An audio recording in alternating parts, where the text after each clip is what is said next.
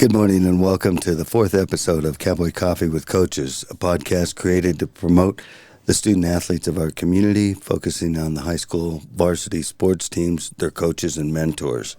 I'm Bobby Gutierrez, and I'm joined today in this wonderful studio at the Rio Blanco Herald-Times by our studio technician, Rich Klinsman, owner-operator of Step Beyond Media, and fellow host Tiffany Jahoric, owner-operator of Crystal Meadow Farms. Welcome to both of you. We also have in the studio with us today Meeker Band Director Randy Adams, who we will interview in our second segment. Again, welcome to everyone. Thank you, everyone who's been listening to our podcast. We greatly appreciate it, and we hope to improve with each episode. We've recorded our first 3 episodes. We are recording this one as well. We'll upload it later today to the Rio Blanco Herald-Times Facebook page and then share it from there. We hope to go live here soon. In our first 2 episodes, we interviewed Meeker High School's activity director, Clark Kindler, and girls softball coach, Kendall Bergman. Then we interviewed cross-country coach Marty Casey and volleyball coach Greg Cravens in our second episode. Last week, in our third episode, we interviewed Meeker assistant golf coach Kyle Hooks and head coach Shane Phelan, football coach Shane Phelan. I'll turn it over to Tiffany now, who will give us highlights from last week's volleyball, football, and girls softball teams. And go ahead and take it away. Thanks, Bobby. So softball was supposed to have 2 games last week, Tuesday in Basalt and then Thursday in Rifle. The Basalt game got canceled, and now they're playing a doubleheader against Basalt on October 5th. And the Rifle game was a tough loss for the team. You know, Rifle is actually a 4A team. We play 3A softball, and Rifle's a 4A team, and they're a tough team. They're ranked in the state, and the girls did lose 10-0. The pitcher from the Rifle team was super tough. We didn't get our bats going like the team really wanted to, but Wagner Brown and Kasten I'm pretty sure I say that name wrong every time. Kasten Dembowski had some good hits through the game. Pitching for the Cowboys that day was Haley Knowles and Bree Garcia. In volleyball, we had 2 games through the weekend, remain undefeated again. We did lose the first set to Cedar Edge. It was a tough one. We couldn't get our serves going, and our passing wasn't going quite how Coach wanted it to be. Cravens called it a slow start for sure. The Bruins couldn't take the next 3 sets, though, and Meeker did come out on top 3-1 against them. We then hosted our Meeker, or our Rio Blanco County rivals, Rangeley, on Saturday. We took them in 3 sets. It was a good game. We improved in the serving the day before, and Tatum Kennedy had 9 aces that day. On the weekend, Emma Luce had 46 kills and 48 digs. She's actually sitting at number 1 in the state with 203 total kills on the year, and the next one below her, it has 177. Aspen Merrifield had 34 digs. Aspen and Savvy both were hitting really well over the weekend. And then Sarah Kraft, of course, took the majority of the serves through then. In football, it was a nice Friday evening up in Cedar Edge. We got to watch volleyball and then go straight to football. It was kind of like the olden days when everything was all there together. The final score was 40-6, but we actually hit 40-0 with 7 minutes left in the third. The Lions really picked it up this week. They came out strong. They came out tough and with a lot of energy. It was a huge improvement, too, from the first week. We had 245 yards on the ground and 146 98 through the air. Who was actually on the ground, it was led by Kelton Turner. Scoring this week was Trendon Powell with his first score of the year, a 23-yard reception. Liam Deming also got a nice catch in the air again and scored 2. Liam also would have had 2 touchdowns. He had a huge interception and ran it back. Coach wasn't sure how far he ran it back last because I don't know, something about the spot of the foul. I didn't really understand what Shane was telling me, but something about that. But it was a long ways. Unfortunately, a Cowboy penalty called that score back and the half ended. Kelton Turner actually had 3 rushing touchdowns. Ryan Sullivan ran his first one in the year. He's one of our sophomore quarterbacks. And then John Hampton Hightower had 4 PATs. Who was throwing the touchdown passes? Connor Blunt, I believe, I can't tell because I saw that both Liam Deming, Connor Blunt, and Ryan Sullivan all had some passing from the game. So without me writing it down when I was out there, I don't know. So defensively, Elijah LeBlanc led in tackles with 8 tackles this week. Zach Gustafson had 6. Zach Simonson and Connor Blunt each had 5. And, of course, the JV got a ton of playing time. So I think that's it. Well, great. The cross-country teams, they were idle this last week. The golf team is currently in Cortez at the regional tournament, the state qualifying regional tournament. I did receive a text from Coach Willie Theus, who is with the team down there. He said he was driving and texted me last night. Said that last week they took the whole team to Craig, and then they had a practice round after a great practice round in Rangeley, where golf course manager Chris Hale allowed them to work on the short game, and then they also did their regional playoff there. Coach said that in Craig, Peter Hanks continues to be the best golfer on the team. He shot an 80. Will Swartz was at 99. Dayton Ridgeway 110. Sam Hightower shot at 116. And Chakwa Brink was at 130. The JV scores were Drew Drake at 133, Thomas Curry at 135, Alex Garcia at 146, and Nathan Miller at 160. They also played in Steamboat at Haymaker last Tuesday, and Peter was the top scorer, the top golfer for the team again. He shot an 82. Today playing representing the Cowboys and the varsity team in the regional tournament will be Peter Hanks, Will Swartz, Sam Hightower, and Drew Drake. They'll do a practice round today on the course and then play the tournament tomorrow. No one qualified last year. Peter was a couple shots out, according to Coach Zias, from qualifying last year. Hopefully he gets to go to state this year. So good luck to him and the rest of the team as they play in the regional tournament today. Yep. And I think we should also, I forgot to kind of mention that. We haven't got anything from the junior high. We welcome that for sure. But the Meeker Mustangs, both teams won this weekend too. Oh, good for them. Yep. Yes. Mm-hmm. Coach Zias had also put in here that Phil Arnold was the last state qualifier a couple years ago, and I saw something on Facebook where he's playing college golf and at NJC in Sterling, and he is one of their varsity players. So congratulations, Phil. Yeah, good for him, and great that come from our little program. Right. So cool deal. We're going to take a short break, and when we come back, we will visit with Meeker Band Director Randy Adams.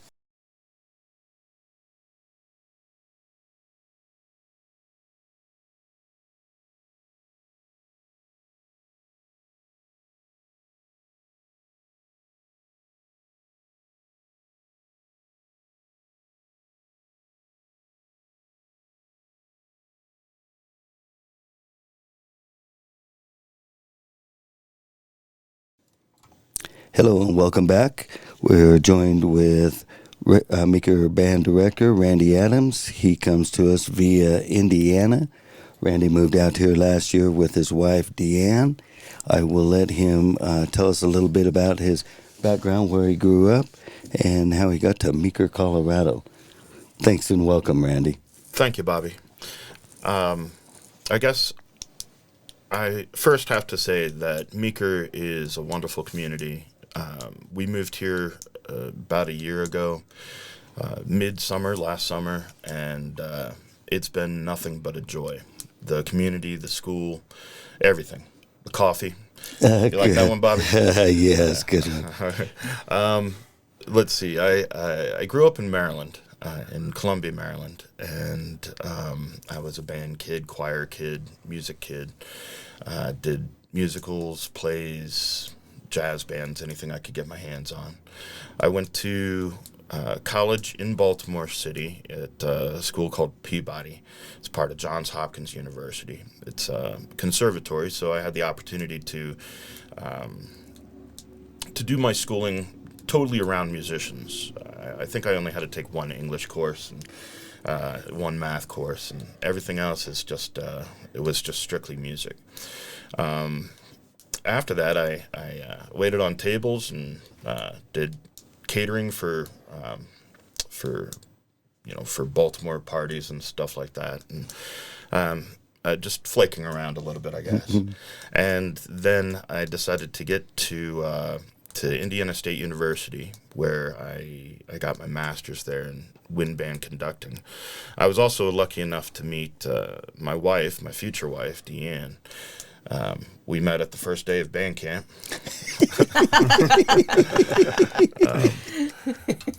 Yeah, if that's not okay. So we set out to Arizona.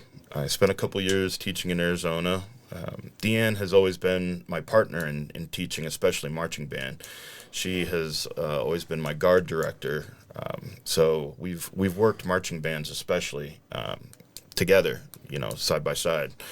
The guard is an interesting part of band. It's the flags and the rifles and such. And they have their own competitions, and so yeah, we've been working schools together for I think it's 15 years now, about 15 years in schools. I've taught elementary school. I've taught college along the way. So I've had good opportunity to be in almost any environment teaching music, and I'll tell you, Meeker high school band, middle school band, and choir is the best so far. This is a great lifestyle. Well, great, and we appreciate that and your background and what you bring to our kids. And maybe tell us a little bit. You are in the middle school and the high school. Tell us how many members you have in each school, and kind of what it is you're working on. Well, we're still in the building stage in the high school. We're at about the same numbers as we have been in the past couple of years. It's low, but of course I'm an optimistic person, and so Good. I'm hoping that the kids that I'm teaching right now in the middle school will want to come up and remake the band program. The choir is kind of the same. It has to go through a rebuilding stage. Anytime a new band director comes in or a new choir director comes in, there's always lots of adjustment that has to take place. In 8th grade and 7th grade, we have about 17, 20 kids in each one of those grades, so about half the class in those grades. And in 6th grade, Mr. Hanks did us a huge favor, and I think did the community a huge favor, in giving every kid an opportunity to be part of the band in 6th grade. Good. So we have all of our 6th graders participating in band this year. Oh, there you go. Good deal. And last year was your first year, and you had to deal with COVID. That kind of makes things a little tougher in the rebuilding, but maybe kind of how you dealt with that and what you have going this year. Well, pretty much I followed the policies of our district. Mr. Sully and Mr. Hanks and Mrs. Chin have all been really professional in their approach to this horrible pandemic. I can't imagine being in their place. I just try to follow their lead and try to be as safe as possible, especially around when you're singing and when you're playing on instruments and we're breathing the same air together. Yes. Coming up for homecoming, do you have any special plans for homecoming or when your first concert is? Yes, we do. We have very special plans for homecoming. Our drumline was initiated last summer, and this summer, and we participated in our range call parade. Yes, we heard that. They sounded great. And we had a great time. They had lots of success, and so we're building off of that on the homecoming parade.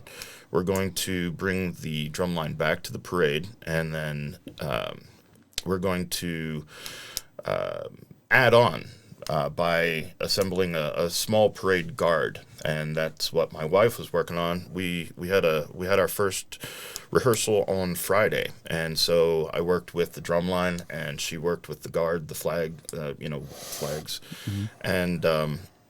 And so hopefully we'll be able to march both drumline and guard. So we're adding layer to layer as we move forward. Well, good.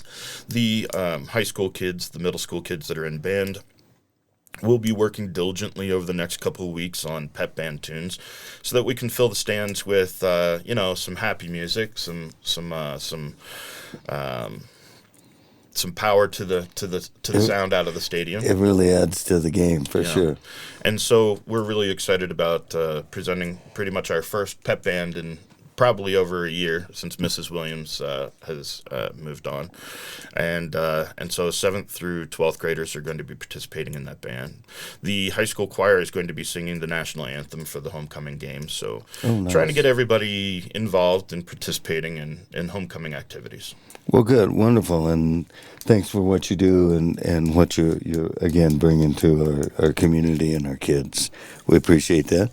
One thing also, last year we have a coffee fundraiser with Wendell's White River Roasters, and you were our first participant in that, and maybe if you could give us a little comment on how that went for you, and if you might be interested in doing it again. Well, that was very exciting. That was right out of the box. As soon as Wendell's White River Roasters was spitting out coffee, we wanted in, and so the band program, especially the 6th graders and 7th graders, really hit the streets, and we made really great money. It was a very positive fundraiser. I've used butter braids in the past, and we've sold fruit in the past in my past programs, and this worked out just as well or better. We didn't have to freeze anything. Oh, good. And if you have to hold on to anything, it was just a small bag of coffee. So it worked out really well for us. Oh, good. And it gave us some flexibility with our finances too last year. Wonderful. Appreciate that, and hopefully we can do it again. Mm-hmm. And anyone else out there? Maybe a couple times. Like yeah, good. Well, thank you. I'll turn it over here to Tiffany. Yeah. So when we come back from the break, we're going to be hosting a pre-recorded interview with Beth Bennett. She is our Meeker High School cheer coach. And just a quick correction, when we interview her, Beth has been having such a good time in Meeker that she forgot she's been here for 4 years, and she said she had been here for 3. So when we come back, thanks everybody. Thank you, and thanks Randy for coming in. It's Randy's going to have to leave and go teach our kids. Yeah, I'm going to go yell at kids. Go yell at kids. Yeah. We appreciate you coming in, taking the time. Thanks again, Randy. Yeah, Thank you. Mm-hmm. Thank you. Mm-hmm.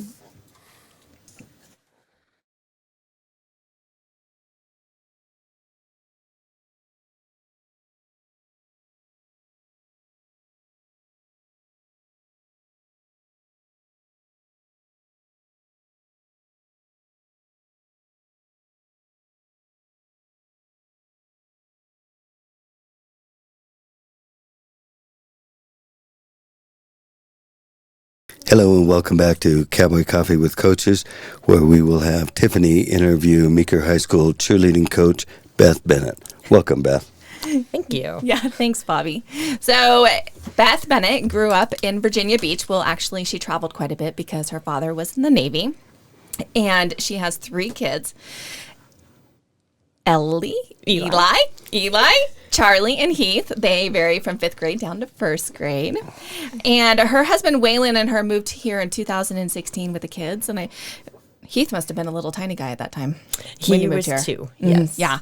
And so you guys moved here with his job and in 2016, like we already said, and now you are our Meeker High School cheer coach. Yes. This is actually my 3rd year now coaching. The last 2 years, Tina DiBenedetto and I were the coaches, and this year her work has taken her a little bit more, and but she's still an assistant of mine. Oh, yes. Nice. Yeah. So tell us a little bit about your cheer background. I honestly probably started cheering when I was in about 3rd grade, and cheered every place that we moved to, and then came high school. I cheered in my high school cheer, and then I switched over to competitive cheerleading, and we traveled nationwide for competitions. That's fun. So, yes. Good. And glad the girls have you here. Yes. Yes. So let's go really quickly through the girls. Can you name who is on your squad this year? And well, actually, you know what? Maybe we should talk really quickly about how the seasons work, because we have 2 cheer seasons in Meeker. So the girls now necessarily won't be the exact same squad that you'll have in the winter season. Correct. Yeah. Yes. So we do have the 2 seasons. We have a fall season, which will start in August, goes through about December. And currently on my squad right now, I have senior Anna Goodwin, juniors Alexis and Tiana Linder, Gracie Blagg and Stacy Mack. Sophomores is Allison Cobalt, Haley Weston, Allie Sanders, and Sophie Cox. And my 3 new freshmen are Ella Dunn, Alyssa Nielsen, and Fia Johnson. But yes, like you said, come winter, we might lose some of them that choose to go play basketball. And I do have some volleyball girls that I know are hoping to join come our winter season, which will run December through March. Nice. And what else does the squad do? Obviously, they don't get to travel with all the teams. Maybe they do. You guys travel for postseason games? We are usually budgeted to travel 1 postseason game, if it works out for all of us to be able to go per sport. Nice. And then our big travel that we will do will be in December, where we will try and go to state. CHASA does hold a state spirit competition over in Denver at the beginning of December, and we did not get to go last year due to COVID, but the previous years we had gone, and it's super exciting. It's fun to do. So at that competition, what do they do? Cheers and different routines, or what do they do? So our squad would perform what's called in the sideline competition, where they have to do a set of cheers, a set of stunts, and the school fight song. It usually about 2 minutes, 2.5 minutes is their most for each competition, but throughout the whole comp, they get to sit and watch all the different, from the dance teams to the pom teams, just to get that super fun experience. Right. And are there different, so there's like different groups, right? So and different levels depending on the size of the school and what they want to compete in? Yes. Yep. And so I believe with us, unless they've changed anything, they compete in the 2A, 3A sideline cheer competition. Okay. And is there a regional, or do you just apply and go to state? There are regionals, but they're not actually required for the spirit competition. So anybody can go to the state without going to regionals. Okay. And does the cheer squad, do you guys do any fundraisers? We do. Actually, the girls are going to be getting ready to do the Little Caesars fundraiser. This year they usually participate in the fall festival, but since that was switched, we weren't prepared for the summer festival. Oh yeah, it did. It got moved up a little bit to August 28th. Yes. Yeah. Okay. Yeah. And of course, we have football and we have homecoming come up. We actually had this discussion last weekend, you and I. I'm like, no, our first game is homecoming, but it's not. We actually have another home game, Grand Valley. Yes. And then what will the girls be doing for homecoming? So the girls for homecoming, they'll make all the banners and signs. They'll usually perform just more stunts during the quarters because of homecoming being so busy. The dance team, they usually try and do a performance before they do all the homecoming court. So they'll do stunts and any sort of performance in between quarters. And are a lot of those girls the same girls, cheer and dance, or are they? I believe right now I have 3 of them that are on the dance team. The dance team Yes. and cheer team. Yes. Great. Well, thank you, Beth. We really appreciate you coming in today. Yeah, no, thank you guys so much for having me. Yeah.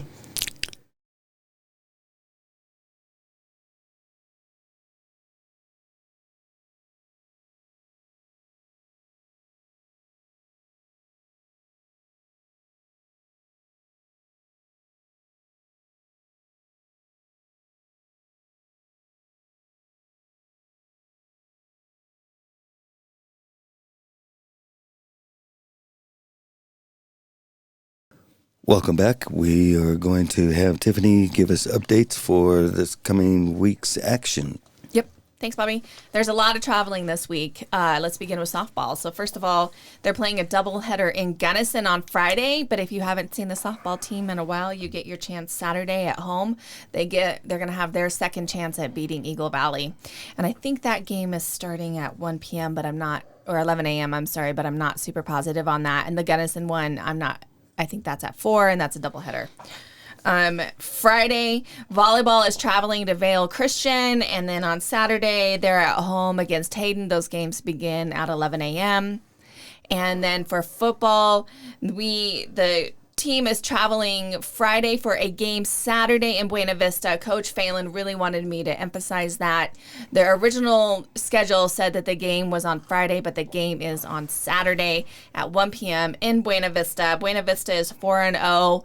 They've dominated their opponents, but they haven't played anybody ranked yet. So it should be a good game. Probably one, Lyman was obviously our very first challenge, but this will be a challenge for the team, so it should be good for them. Good. We want to also mention that both the middle school, Barone Middle School, and the high school cross-country teams will be in Craig on Saturday. And also want to mention and wish good luck to the golf team who is at the state qualifying regional tournament, as we mentioned earlier, in Cortez. So good luck to those guys, and hopefully we get a qualifier or two out of that. Yeah, that would be great. Thank you so much for joining us for our 4th episode of Cowboy Coffee with Coaches. We hope you enjoy the podcast, and we will be back next week. Yeah. Thanks again. Thanks, guys.